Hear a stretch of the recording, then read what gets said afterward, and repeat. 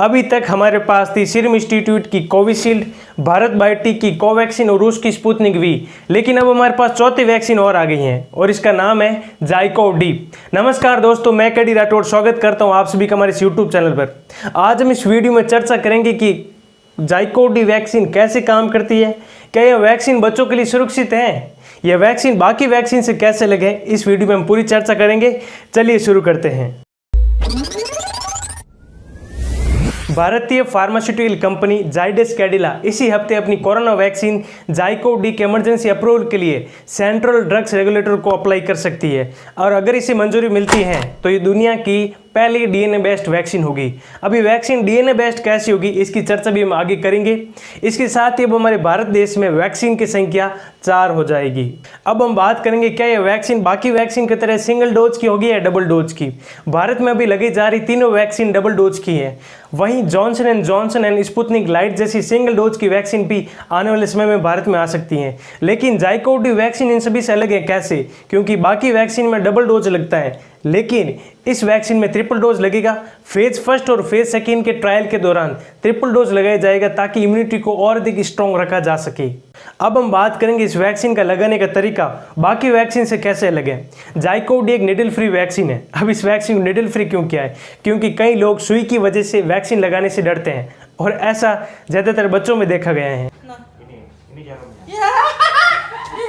यानी ये vaccine jet injector से लगेगी। अभी जेट इंजेक्टर क्या है इसकी चर्चा भी हम आगे करेंगे। अभी जेट इंजेक्टर का सबसे ज़्यादा इस्तेमाल अमेरिका में हो रहा है। आपको बता दें इस वैक्सीन को हाई प्रेशर से लोगों की स्किन में इंजेक्ट किया जाता है। वहीं आमतौर पर निडल इंजेक्शन का यूज होता है जिसमें दवा मसल्स में जाती है, लेकिन इस वैक्सीन में प्रेशर के लिए कंप्रेस्ड गैस या फिर स्प्रिंग का इस्तेमाल होता है। यानी कि जब आपको ये वैक्सीन लगेगी तब आपको पता भी नहीं चलेगा कि ये वैक्सीन लगी या नहीं लगी है। अब हम बात करेंगे इस जेट इंजेक्टर डिवाइस का आविष्कार कब हुआ था। आपको बता दें इस डिवाइस का आविष्कार 1916 में हुआ था। WHO ने 2013 से ही इसके इस्तेमाल की अनुमति दे दी थी।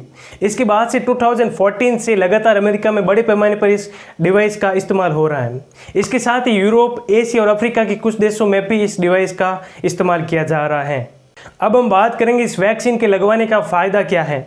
सबसे पहला फ़ायदा तो यही है कि इसके वैक्सीन के लगवाने वाले को दर्द बिल्कुल नहीं होता है, क्योंकि वैक्सीन आम इंजेक्शन की तरह मसल्स में नहीं जाती है। दूसरा फ़ायदा यह है कि इससे इन्फेक्शन फैलने का खतरा निडल वाले इंजेक्शन की तुलना में काफ़ी कम होता है। इस इंजेक्टर को फार्माजेट, स्प्रिट इंटरनेशनल, वेलरिटस होल्डिंग्स, इंजेक्स और एट्रिस फार्मा जैसी कंपनियां बना रही है। अब बात करते हैं कि इस वैक्सीन को कब तक अप्रूवल मिल सकता है। भारत में कोरोना की तीसरी लहर को देखते हुए कैडिला इसी हफ्ते जाइकोव डी के इमरजेंसी अप्रूवल के लिए डी को आवेदन दे सकती है। इस वैक्सीन के फेज 3 के डेटा एनालिसिस लगभग तैयार है। कंपनी ने इसके डेटा की जानकारी सरकार को दे दी है। इस वैक्सीन का टेस्ट बड़ों के अलावा 12 से 18 साल के बच्चों पर भी किया जा रहा है और जिन लोगों को गंभीर बीमारियां हैं उन पर भी इस वैक्सीन का टेस्ट किया जा रहा है। जाइडस कैडिला के managing director doctor Sarveen Patel ने पिछले दिनों कहा था कि हमें उम्मीद है कि हम जुलाई तक इस वैक्सीन का बड़ी मात्रा में उत्पादन शुरू कर देंगे। इससे यह साफ है कि इस वैक्सीन को इस महीने के अंत तक की शुरुआत में अप्रूवल मिलने की उम्मीद है। अब हम बात करते हैं कि इस पूरी इंडिया की पॉपुलेशन में इस वैक्सीन के टीके की ज़रूरत को किस हद तक पूरा किया जा सकता है।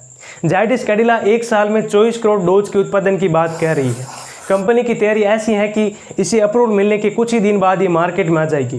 कंपनी एक महीने में 2 करोड़ वैक्सीन की प्रोडक्शन की बात कह रही है। इसके साथ ही प्रोडक्शन बढ़ाने के लिए बाकी मैन्युफैक्चर से भी बात चल रही है। अब हम बात करेंगे कि जाइकोव डी के डोज कितने अंतराल में लगाया जाएगा।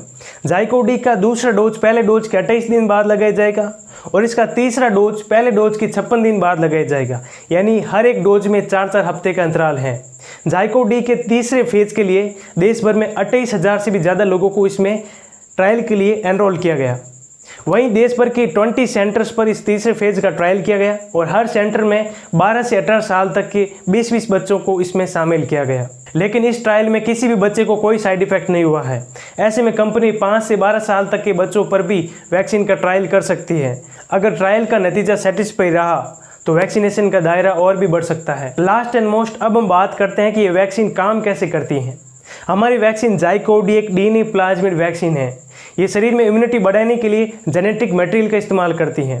वहीं अमेरिका समेत कई अन्य देशों में लग रही फाइजर और मॉडर्ना जैसी वैक्सीन शरीर में इम्यूनिटी बढ़ाने के लिए mRNA का इस्तेमाल करती हैं। वहीं ये वैक्सीन इंसानी शरीर में DNA यानी प्लाज्मिड DNA का इस्तेमाल करती हैं। अब हम थोड़े दोनों वर्ड mRNA और DNA में थोड़ा अंतर समझ लेते हैं। RNA शरीर में जाकर कोरोना वायरस के खिलाफ एक मजबूत एंटीबॉडी बनाने का मैसेज देता है।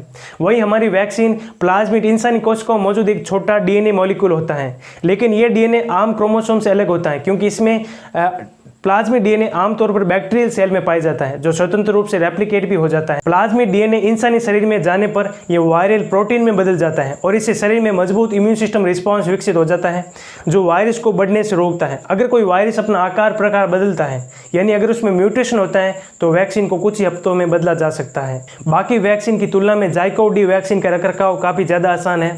इसे 2 से 8 डिग्री तापमान पर स्टोर किया जा सकता है, यहाँ तक कि ये 25 डिग्री यानी रूम टेम्परेचर पर भी खराब नहीं होती हैं। इस वजह से इसे कोल्ड चैन की भी ज़रूरत नहीं पड़ती है। यहाँ तक कि कोरोना के नए वेरिएंट के लिए बाकी वैक्सीन की तुलना में इसे आसानी से मॉडिफाई भी किया जा सकता है। तो दोस्तों आज की चर्चा हम यहीं पर समाप्त करते हैं। हमें उम्मीद है कि आपको ये वीडियो पसंद आया होगा। अगर आपको वीडियो अच्छा लगा हो तो चैनल को सब्सक्राइब जरूर कर लेना, वीडियो को लाइक और शेयर जरूर कर देना। बहुत बहुत धन्यवाद।